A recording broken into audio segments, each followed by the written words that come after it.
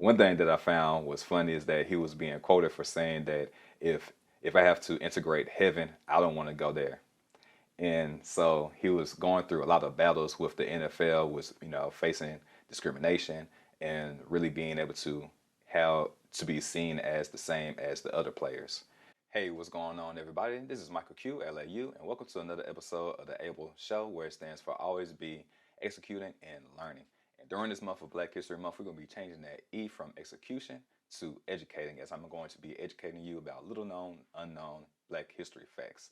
And today we're going to be discussing the first, and this weekend is Super Bowl weekend, where it's going to be the first two Black quarterbacks facing off one another.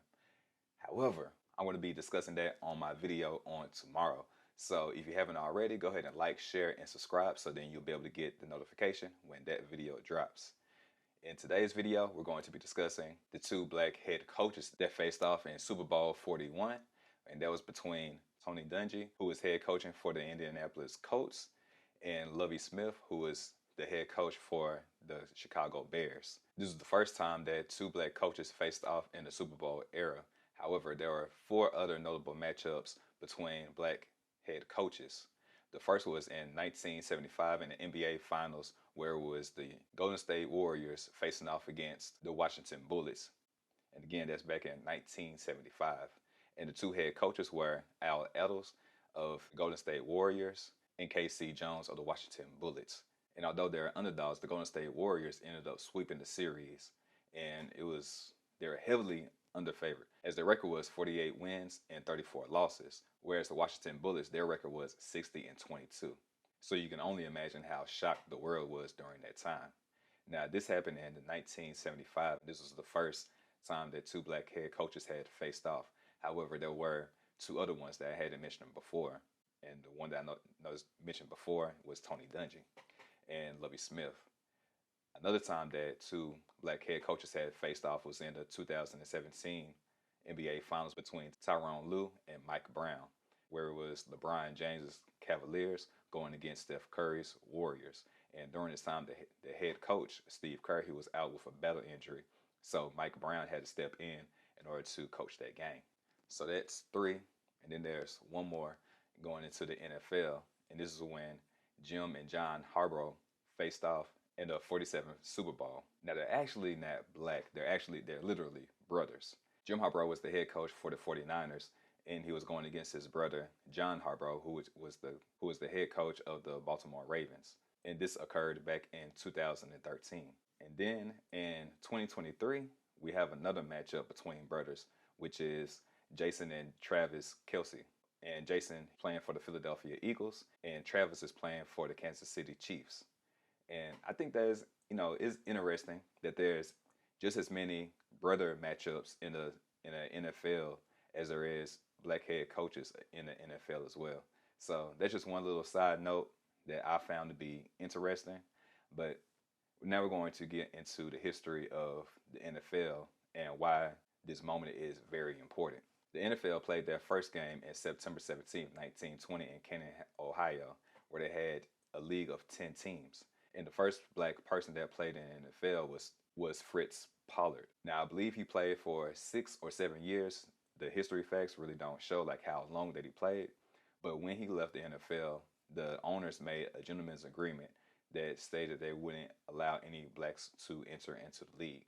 However, 12 years later, and the Los Angeles Coliseum threatened to evict the Los Angeles Rams unless they signed an African-American player. So with this, they actually signed two African-Americans, Kenny Washington and Kenny Strode. Are you tired of being tired, of not having enough energy to last you throughout the day? Are you worn out at work, too drained to go to the gym, or too sluggish to play with your kids, and too tired to hang out with your friends and your family? Don't worry, you're not the only one. In fact, 1 in 3 Americans struggle with having enough energy to last throughout the day. But there's good news, because you can change all that by focusing on your gut health. Did you know that your gut has good and bad microbiomes that grow inside of it? And the more that you feed the good, the healthier and livelier that you feel.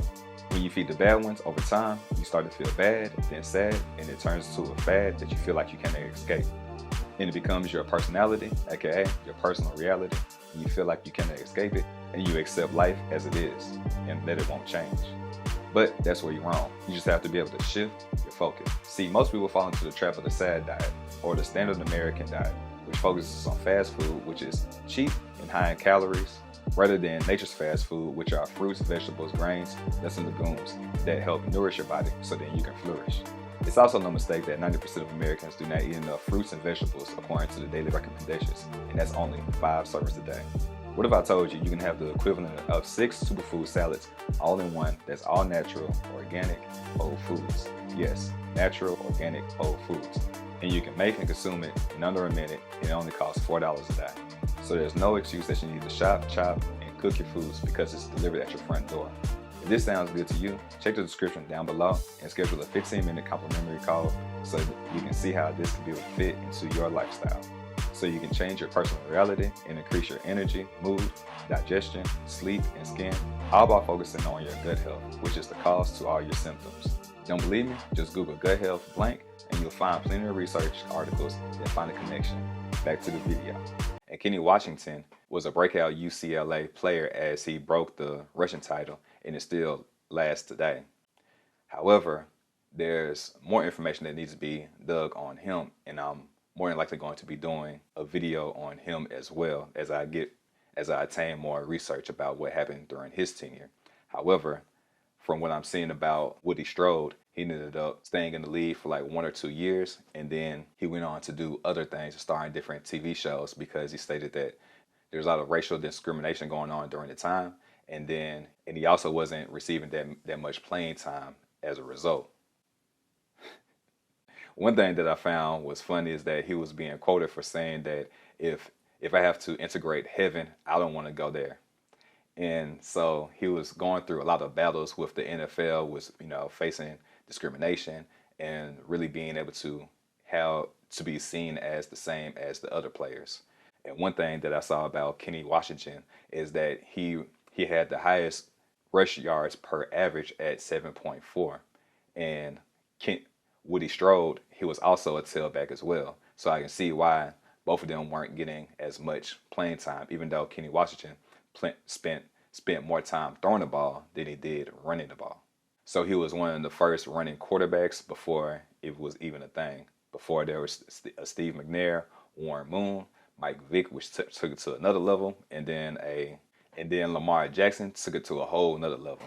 So going back to Tony Dungy and Lovie Smith, being the second head coaches going heads up in a major U.S. sport, the first coming from 1975 from the NFL Finals, the second is going to be Tony Dungy and Lovie Smith. It's going to be the second round, the second time that two black head coaches had faced off against each other in a major sport in the United States. During this Super Bowl, it was the second Super Bowl where neither team was seeking its first title. So both teams had already won their title. And it was only like a couple of years before that the Pittsburgh Steelers were going against the Dallas Cowboys. And had they not played, this would have been the first time that neither team was seeking their first Super Bowl. To learn more information about PRM and the family of products, check out the description down below to set up a 15-minute complimentary call. And you can also check out the website. You're just one click away for a better life.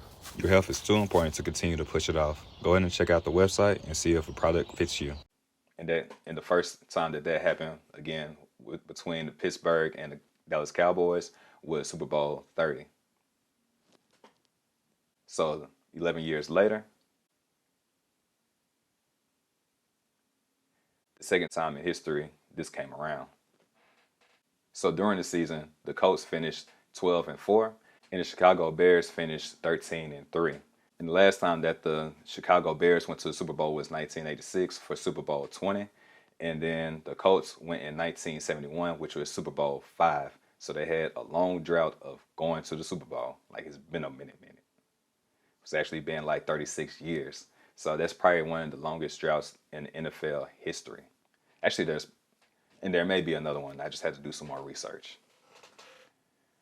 And the game started off with an electrifying feat as Devin Hester returned a 92-yard kickoff in under 14 seconds, which set the record for the earliest lead in any Super Bowl game, which was later eclipsed by the Seattle Seahawks in Super Bowl 48 with a 12-second safety in the game. And in that game, Russell Wilson, which is the quarterback for the Seattle Seahawks, ended up winning the game against Peyton Manning and the Broncos. Now, although that the Chicago Bears jumped off to a 7-point lead to start off the game, they ended up losing to Peyton Manning and the Colts 29-17, which gave Tony Dungy the bragging rights of being the first black head coach to win the Super Bowl. And he also won it as a player in Super Bowl 13. So not only is he the first African American to win the Super Bowl as a coach, but then also as a player as well. I hope that you learned something from this video, and if you enjoyed this video, go ahead and like, share, and subscribe, and smash that notification bell, as during the month of Black History Month, I will be dropping a video every single day, going 28 for 28 for Black History Month. Today I talked about the first black head coach matchup. Tomorrow I'll be discussing the first black QBs matchup, as Patrick Maholmes from the Kansas City Chiefs faces off against Jalen Hurts and the Philadelphia Eagles. So if you enjoyed this video, like, share, and subscribe, so then you can get the next video that's going to drop. If you enjoyed this video, watch this video. It's talking about how Kenny Lattimore's invention of the carbon filament inside of the light bulbs lights the world that we live in today. So as always, you all stay fearfully fit and fearfully blessed.